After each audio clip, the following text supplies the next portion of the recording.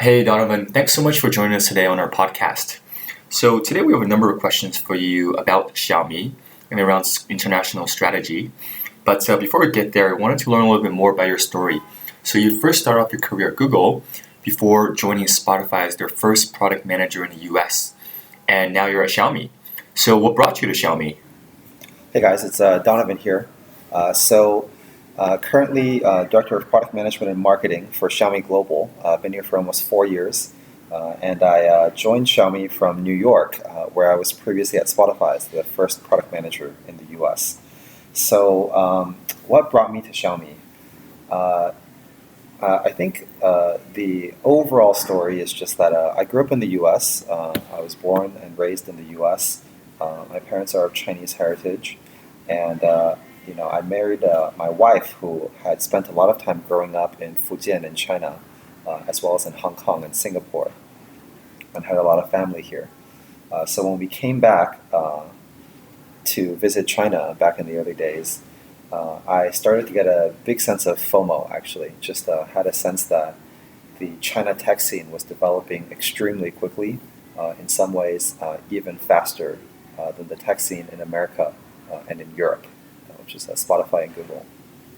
And so I just felt that if there was some way for me, as an American-born Chinese, who had had some experience in various tech companies in the U.S. as well as in Europe, to be able to participate in that trend, maybe help a Chinese company go global, I thought that would be an amazing once-in-a-lifetime experience. Yep. Thanks for that, Donovan. Can definitely see what you're describing. There's a lot of pace here, a lot of developments, and everything's very, hyper speed. In terms of you coming over, what was the transition like for you? I mean, in terms of language, culture, just settling in, was that difficult for you, or was it pretty straightforward? Yeah, I mean, I think whenever you change a new environment, there's always a ton of challenges, right? A lot of new things to learn, but of course, a lot of new opportunities as well. I think that overall, the change to Xiaomi was fairly straightforward in a lot of ways. First of all, Xiaomi is led by a very, very strong product leader, our CEO, Lei Jun. When I interviewed with Lei Jun uh, during the during the consideration period, it was very clear that he had a very, very deep understanding of product and technology, which is still maybe unique in a lot of ways for a lot of CEOs. But he's a very strong product CEO, which I felt is a very strong component of Xiaomi. That was certainly the case at Spotify as well, which is led by a very strong product CEO in Daniel Ek. And it's also the case as well in Google and YouTube and all of these other tech companies. So I think from that perspective, Xiaomi was quite similar to these other companies, right? This idea of build an amazing product, focus on the user, and all else will follow. So I think that part's quite similar. I think another thing about Xiaomi is that it's an internet company. So in that sense, it's very similar to a lot of the internet companies that you find in the US, right? In general, it moves very quickly. It's very flat. There's less bureaucracy. There's very heavy focus on product development, making sure there's a good user experience. And then there's all the other functions that you find in a normal tech company or an internet company. Things like sales, advertising, marketing, operations, all of those things. But I think the product really comes at the middle. So I think that part is quite similar to a lot of the other companies I was previously working at. Now I think there were quite a few things that were really at a different level at Xiaomi. I think the first one, of course, is the language. The advantage of most U.S. companies and even companies in Europe, like Spotify, where English is the main language, is that English currently is the world's global language for business and commerce and everything. So basically, when you build a product, say at YouTube or Spotify, from day one, there's a certain amount of internationalization in that product, and there's a certain amount of internationalization in the way the company is run. You're speaking in English, sort of the whole world adapts to English in a way.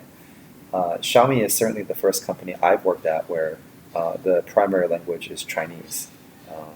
Literally, I would say 99% of our communications at Xiaomi are done in Chinese, whether over WeChat, email, meetings, keynotes, so on and so forth. So I think that was certainly a big change. I'd spoken Chinese growing up, but had not really read or written Chinese before I came here.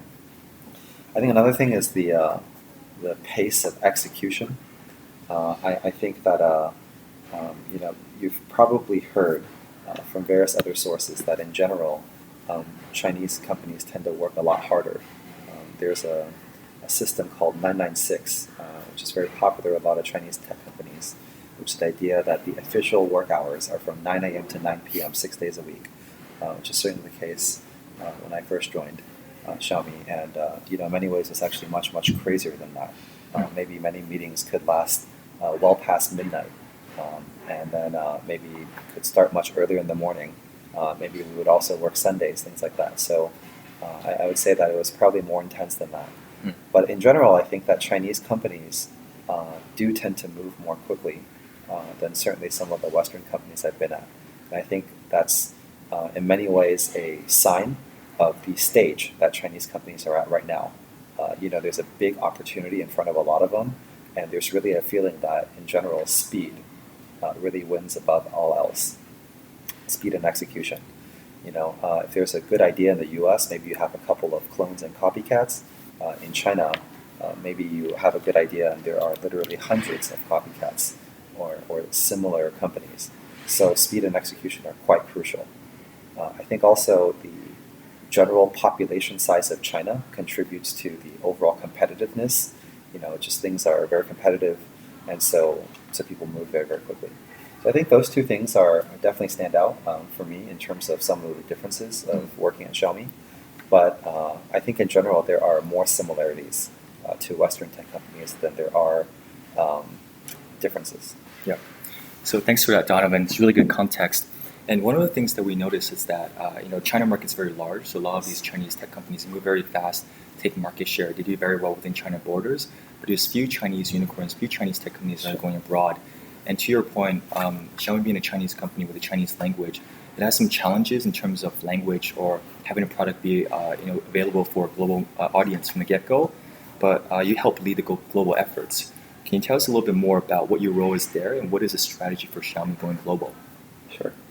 So I've been on the Xiaomi Global team for over 3.5 years, almost 4 years now. And when I first came, I led our global product team, especially on the internet side. And over time, expanded my responsibilities to include some of our hardware products, to include our marketing team as well, and have just sort of played a role in helping with our overall global expansion. I've also taken on some responsibilities as our global spokesperson in terms of meeting the media, explaining Xiaomi's model, launching products, which is a key thing that we do when we open new markets. Being sort of an advocate of our culture and our values, especially when it comes to interacting with Mi fans, and of course being very active on social media, which is one of the main ways that we interact with all of our users worldwide. So, in many ways, I've seen the global team grow from a very, very small team now to a several hundred-person strong team, not only in headquarters, but also in all of our countries worldwide, including important countries like India, Indonesia, Vietnam, Thailand, Russia, Dubai, Egypt, and of course, most recently, some key countries in Western Europe, including Spain, which we entered about 6 months ago, and now France and Italy. So my responsibilities have sort of really crossed the gamut of a lot of things. Right now I'm focused mostly on a lot of our products, our product launches, our marketing, and a lot of our spokesperson activities. Okay. Thanks, Donovan. You mentioned a number of countries that Xiaomi is operating in today or just launched in. For example, India being a large market, Russia, some of the European nations. How do you guys select your countries? Is there a methodology to that? Is it based on population size? Are there any other metrics that you guys look at? I know you guys also sell your products online as well. So what are some of the key criteria you use to select those markets and get in? Yeah, great question.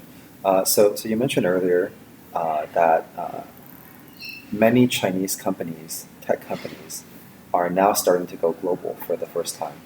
So a lot of us are all trying to learn what's the best way to go global, right? There's not too many prior examples that we can look at. But I think that there are a few best practices that have come up over the years. Um, I think, first of all, when we look at what country to enter, a very key metric that we look at is, of course, the population size of that country. In general, if the country is larger, there's, of course, a larger addressable market. We also look very closely at the number of active internet users and how active they are in general, because our model tends to depend very heavily on users who are very active on the internet, both mobile and on desktop. We also look at other things. We also look at things like what's the GDP per capita. We look at the smartphone market, which is a very key market for us. We look at the size of the smartphone market, the market penetration, the growth rates. We look at use of social media. We look at whether e-commerce is big or not in the country, and we take all these things together. I think one of the advantages that Xiaomi has compared to a lot of other Chinese tech companies is that we have a very well-rounded business model. We depend on not just on internet, not just on hardware, not just on e-commerce, but on a blend of all of these things. Right. First of all, we make the first pillar of our model is high-quality hardware sold at near cost. Right, and we of course make phones, which is what we're most famous for. We have a lot of different product lines. We have our high-end, most premium product line, the Mi Mix series. We have our flagship series, the Mi 6, the Mi 7, so on and so forth. We have our Redmi Note, so on and so forth. So we have very, very active line of smartphone models. We've also invested in a number of ecosystem companies, which you're aware of, that have helped us to make a variety of consumer IoT and lifestyle products. In total, we have over 1,600 SKUs already. So it's quite a lot of product lines, as you can imagine. And it ranges from anything, including scooters, to laptops, to TVs, to rice cookers, to routers, so on and so forth, drones. So the list goes on and on. All of these things combined together give us a range of products that is pretty much unmatched in the entire industry. And I think hardware has a particular advantage because it really crosses boundaries and borders very easily, right? Maybe when you make a particular software product, like let's say like a WeChat or a particular music app, maybe it doesn't necessarily localize quite as easily in different countries. But I think everyone around the world appreciates high-quality hardware at honest prices. Another key element of our model is our what we call new retail. That includes things like our e-commerce channels like Mi.com, which is our own e-commerce site. It also includes things like our Mi authorized stores and Mi homes, which are these offline stores that we've opened. We've already opened over 300 Mi homes in China. We've opened quite a few in India. So that's another key part of our model that allows us to sell directly to consumers and really build up this word of mouth more and more easily. And the third thing, of course, are internet services. So I think the fact that we have such a wide variety of products and channels that we set up, I think helps us establish our brand and our positioning more clearly in a lot of countries.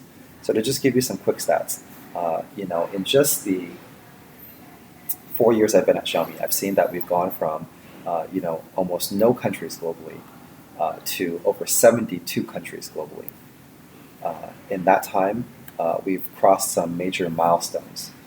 Just last year, we crossed a major revenue milestone, which was 100 billion RMB. It's about 15.5 billion USD. And as far as we know, that's one of the fastest, if not the fastest, in all of history for any company that crossed this milestone. As a matter of comparison, Google took 9 years, Facebook took 12 years, and Apple took 20 years to cross that revenue milestone. So we think that's quite significant. On the global side, which you guys are probably quite interested in India, after just 3 years of entering the market, we became number one in that market in terms of smartphone shipments. The latest IDC report in Q1 2018 has us with over 30% market share in India. Other countries include Indonesia, which we entered a little bit after India. After a few years of setting up local manufacturing, really getting our production line set up, we are now number 2 in Indonesia, according to Canalys.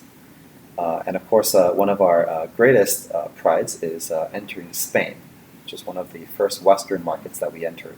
We entered Spain just 6 months ago, and in just 6 short months, we have gone from nothing to number 3 in the market. That's incredible. Which really gives us confidence that our model works not just in developing markets, but also in developed markets.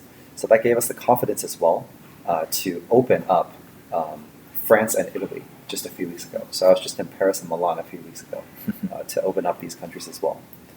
Overall, we in over 15 markets globally, we're in the top 5, often in the top 3. So it's been quite an accomplishment for us. We're starting to bring a lot of our ecosystem products, our consumer IoT products globally as well. Routers, TVs, scooters, action cameras, so on and so forth. And we're very confident that all of these products will be well received too. One of the key reasons is because we sell our products at amazing prices. They're basically close to cost. In fact, you probably know that just a few months ago, we pledged to all of our existing users as well as our future users that we will forever limit the net hardware profit margin on all of our hardware products to within 5%. And anything above 5%, we will return the surplus to our users. Wow. Okay. So a promise like this is really a promise to all of our consumers that we will forever keep our prices very competitive, and they can be confident that they are buying the product at the best price available as close to cost as possible. Quick question there. That point is just incredible. 5% profit margin. Is that due to business strategy, or is it more so Lei Jun and the Xiaomi management team wanting to achieve their own visions of creating really high quality products for everyone to access? Yeah, this model of selling these hardware products at cost has really been with us from day one, actually, from the launch of the Mi 1, right back when Xiaomi started. So the model all along has been to sell amazing products at honest prices, right? Some companies want to take a product that costs $100 and sell it to you for $300 or $500. But we think that if we have a product that costs $100 to make, we should just sell it to you for something close to $100. So that is just a fundamental part of our business model and our operation, and it's been like that from day one. Us mentioning this is us crystallizing it and telling everyone that fundamentally forever we do not look to make profits off of hardware. And that's also because at our core, we're not just a smartphone company. We're actually an internet company with smartphones, smart hardware, and IoT platform at our core, right? So an internet company, what they typically care about the most is users. They care about acquiring active users that we can then upsell them a variety of internet services, which of course have much higher profit margins than 5%, so that they can enjoy a better life, right? But our entire hardware strategy, you can really look at it as making our users' lives better and also acting as a funnel for these users to potentially become consumers of our internet services as well. Yeah. In terms of the internet services, what are some of the popular ones that folks abroad are using? For example, if you're in the Spanish market, you're able to access a lot of these services that folks in China might be used to and enjoy as well. Yeah, so our internet services market is most advanced in China right now. Our model, we tend to start with building our brand by selling high quality hardware, phones, tablets, TVs, so on and so forth, setting up our sales channels, including our own mi.com e-commerce website so we can build our brand. And then once we've acquired enough users, we then start to figure out ways for us to build customized internet services for them. In China, we have a lot of internet services, so I'll just list a few here. First of all, our entire platform, we call it the MIUI internet platform, has over 190 million monthly active users, making it one of the biggest internet platforms in the world. We have a team of over 1,000 people working on a bunch of killer apps. So right now we have 38 apps with over 10 million MAU, and we have 18 apps with over 50 million MAU. Some of these apps include things like our App Store, our browser, our Game Center, so on and so forth. We also have some value-added services like our music app, our video app, which is one of the biggest apps in all of China, so on and so forth. In terms of our global expansion of internet services, the most advanced market right now is India. That's because in India we've acquired the most users. I mentioned earlier that we have over 30% market share now in smartphones. In India, literally just about a month ago, we announced a couple of interesting internet services. One of them is our own music app called Mi Music, which we hope can become quite a popular music app there. We've partnered very closely with a local content and music provider called Hungama, which we've also invested in as well. We launched a video app, right? Mi Video app. So a lot of people use the video app to play local video files, but we also want to add some streaming content to it as well. So we're very excited about those two. And a third one I can mention is Mi Credit. So it's a way for a lot of users to log on and then apply for microloans up to around 100,000 rupees. Those are just three small examples of internet services that we've already introduced in our global markets, in our biggest global market, which is India. As we build up our market share in other key markets like Indonesia, Russia, Spain, etc., we'll be able to also figure out what kinds of services they like, and we'll be able to figure out ways to introduce those as well. Thanks, Sam. That's super helpful. And so going back to the first step of actually getting people the hardware and selling them, getting to people's hands, you have more users. You mentioned there's these me.com, you mentioned there's a retail store. There's also, I imagine, distributors. So how does this vary by market? For example, India versus Western Europe, is there a big difference? What was your approach to the sales channels? Yeah, in general, when it comes to sales, we look very closely at each market's conditions, and then we adapt our strategy accordingly. But our overall strategy doesn't change, to be clear. Our overall strategy is an omni-channel strategy. It's to make sure that our high-quality hardware products are available in as many channels as possible, as close to cost as possible. So that doesn't really change. For example, even in China, where online is still a lot of our sales, accounts for a majority of our sales, of course we have very active offline channels. We have our own Mi stores, our Mi homes, and we also work with a variety of third-party channels as well. In India, when we first entered India, we took a big bet on the India internet, especially the e-commerce channel, expanding very rapidly. So from day one, we partnered with the biggest e-commerce channel at the time in India called Flipkart. We also partnered with Amazon, Snapdeal, and a variety of other e-commerce partners, and of course opened our own channel as well, which is Mi.com. In some other markets, for example, Indonesia, we found that Indonesia is primarily an offline market. So from day one, we've also worked with a lot of offline partners, including distributors in Indonesia, to really make sure that our products can be bought by the largest group of users possible. In a market like Spain, which we entered 6 months ago, Spain is a bit of more of a developed market and also has a pretty active e-commerce channel. So in Spain from day one, we activated all channels. So online, we opened our own Mi.com channel. It was the third market we opened it in after China and India. We also partnered with e-commerce players like Amazon, Carrefour, other e-commerce partners. And then we also partnered with a variety of offline channels, including MediaMart, Walmart, so on and so forth. We also opened our own offline authorized stores as well. So in Spain, from day one, we worked through all channels. Another key channel I can mention as well is our carrier channel. So working with global operators like Vodafone, Telefonica, so on and so forth. We already have over 50 carrier partnerships worldwide. So that's also quite an accomplishment for us. In France, which we just entered recently, we also did a omni multi-channel strategy, including Mi.com, including Amazon, including offline channels, and including carriers like Orange. So it really depends on market, but the overall strategy of selling these high-quality products at honest prices doesn't change. Understood. And beyond the sales channels, I'd like to learn a little bit more about the products that you sell by market. Sure. So is it typically the smartphones, the core nucleus of the product, and then the ecosystem products kind of is built around that? Or is it the case in some markets the other smart products are sold first before the smartphones come in? Assuming that in some places there are more intellectual property or more IP patents that might constrain some products being sold there.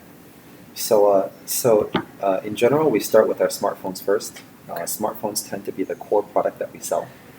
They're the center of today's mobile internet industry and mobile internet ecosystem. So most of our ecosystem and consumer IoT products, for example, they all connect to Wi-Fi and can be controlled through your smartphone. So we really do see the smartphone at the center of all of this. So smartphones tend to be the first product that we launch. So that was certainly the case in India, in Indonesia, in Spain, in Russia, so on and so forth. We're starting to introduce more and more ecosystem products globally. For example, just a few months ago, we launched TV for the first time globally in India, which is very exciting for us. We've introduced a lot of other exciting products in other markets as well. For example, in Europe, it turns out that one of the most exciting and popular ecosystem products is their scooter. There's a lot of cities in Europe, like Madrid, Paris, etc., where the ground is quite flat, and it makes it quite easy to navigate by scooter. So scooter is actually one of the more popular products sold in Spain and France. The electric scooter. The electric scooter, the that's right. The longer yeah. scooter, yeah. In some other markets, we do launch ecosystem products first. So for example, in the US, we've already launched quite a few ecosystem products starting last year through a partnership with Amazon, including the scooter we just mentioned. Also things like our power bank, our action camera, our webcam, so on and so forth.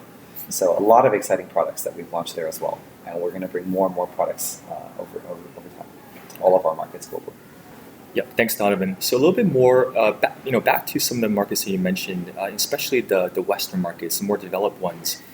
Given that there's differences there, whether it's the popularity of carriers, certain IP, etc., what are some of the localizations or customizations that are required in order to enter those markets successfully? Sure. So Europe is a very special market for us. We decided about a year ago that we were going to invest heavily in Europe because we felt our model could work there. It was a bit of a risk because previously we had mostly been expanding to developing markets, markets like India, Indonesia, so on and so forth. But really entering a Western market was a big step for us. We did not know, honestly, if our entire model was going to work. But we're very happy to say that actually it's been quite successful. In Spain, in just 6 months, we went from nothing to number 3 in terms of smartphones. So that was really quite a pleasant surprise for us, and we were really quite pleased with the results. I think the success of Europe has really increased our confidence that our mission of innovation for everyone and providing high-quality products to everyone in the world at these prices, it really works everywhere. The question is actually more like, if Xiaomi can provide a superior product at half the price of other competitors, why wouldn't it win? Who in the world wants to pay more for something when they don't have to? So I think that's really the significance of the European market for us, and us doing so well there. In terms of particular customizations and so forth, whenever we work with particular carriers, of course, every carrier has their own customization requirements, and of course we try to meet these as much as possible. We're still quite a small team, especially on the global side, so we don't always have the resources to be able to make every customization, but we're already improving quite a lot on that front. So right now, we're working very closely with over 50 carriers globally, and we expect that number to increase over time. Okay, thanks for that. You mentioned the team is pretty small. I think it's a very interesting point because I feel like Xiaomi is very good at creating leverage, basically generating a lot of results from not scarce resources anymore, but basically maximizing ROI and all the efforts that you guys put in. Yes. So, for example, the Xiaomi ecosystem, based on my understanding, there is a team that helps review certain opportunities, certain projects that you guys might want to invest in, and then support them in terms of product design, development, supply chain, sales channels, etc. That's one way of really maximizing leverage and getting a lot of products out there. For the international team as well, we'd like to understand a little bit more about, what are the resources applied to the different markets. You said the team is small. I mean, how big is the team? What do they focus on? How do you guys hire locally? What is your approach to the global growth and expansion? Yeah, the team's quite small. Overall, it's probably just a couple hundred people, which is really quite small for the scale that we're operating at. Being the 4th largest smartphone manufacturer in the world and the fastest growing internet company in the world, we think that's quite a small team for the scale. I think that one of the key things I would emphasize is that one of our core values is efficiency. Efficiency in sales, efficiency in marketing, efficiency in operations. We don't want to, of course, have all sorts of crazy markups on our products as we sell them to our consumers. We want to make sure that we're spending our money on marketing in the right way. We, in general, don't spend a lot of money on big billboard ads or TV ads or finding celebrity spokespeople or things like that. We really focus a lot on word of mouth, on working with our Mi fans, on social media, on PR, so on and so forth. And of course on operations, right? To your point about leverage, really trying to get the most business results out of the fewest number of people. And a lot of it's also, due to our startup nature. We're still a very young company overall, only 8 years old overall. But even the global team is really only about 3-4 years old. So it's still a pretty young team overall, and we're all just trying to keep up with the pace. Yeah. No, I mean, we're all very impressed with the growth of Xiaomi in general, also Xiaomi Global. I mean, is there a secret sauce though? Beyond the stuff that you're talking about, there's not too many good examples of Chinese companies going abroad. Sure. And Xiaomi has not only gone abroad, but it's done so very successfully. Yes. And it seems that, knock on wood, you guys have not made any major mistakes. So beyond the having quality people and being efficient, is there anything else going on? Is there organizational structure or approach that just really works well for your global expansion efforts? So I think we have a lot of advantages. We've hired some pretty amazing people. People are working quite hard.